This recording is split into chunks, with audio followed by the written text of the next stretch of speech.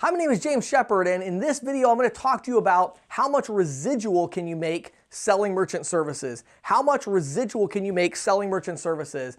Now, this is a really important question and one that I get asked all the time because, in the previous videos, we've been talking about upfront bonus money and sales and all that. And of course, all that stuff's really important. But when it comes down to it, of course, you want to make residual. That's the whole reason people leave insurance and real estate and automotive to get into merchant services is because they want to build a big residual portfolio. So today I want to talk to you about your residual split. Now, before we dive into that, again, if you've been following along with the previous 4 videos, you know you got to go to instantquotetool.com. You don't need to sign in or sign up. Just go to instantquotetool.com and click on goals, okay? If you click on goals, what that's going to do is it's going to take you to our income calculator. And this income calculator is for any processor out there. It just is a way to help you to figure out, based on some core assumptions, how much money are you going to make selling merchant services. And so I want you to scroll down. I'm going to walk you through real quick in case you missed the previous 4 videos. Definitely go back and either watch or listen to those episodes. But the sales per month year 1, we have at 12. The sales per month year 2, we have at 7. The sales per month year 3 and on, we have at 5. The average upfront bonus, we have $450 because we assume that we're doing half leases, half free terminals.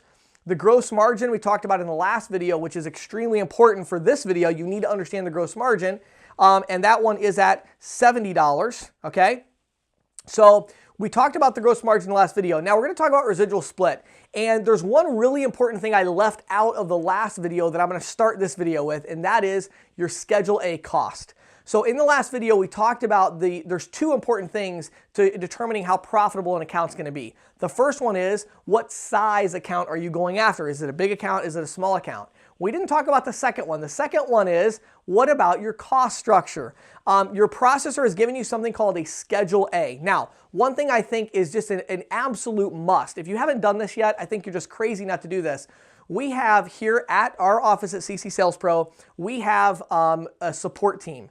And so if you email support@instantquotetool.com, send us your Schedule A from your processor, whatever compensation details you want to have in there. We will go in and we will load that in as a program for you in our Instant Quote Tool.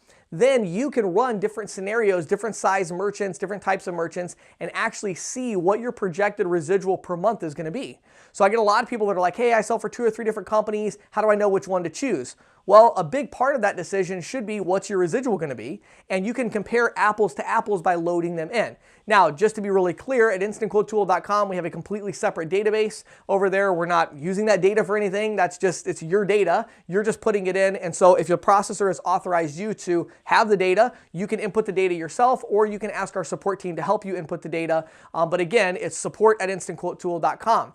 One thing I will tell you that's a huge red flag, if your processor is giving you grief because, well, we don't want to share the Schedule A with you. We don't want you to know what your costs are.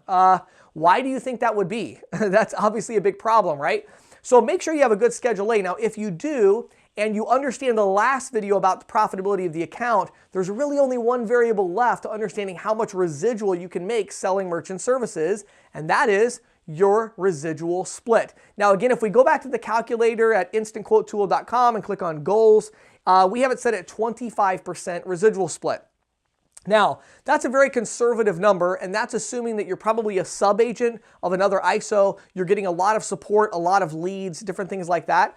I would say an industry average right now is probably around 50%. It's probably an industry average. So I'm going to change that actually to 50%.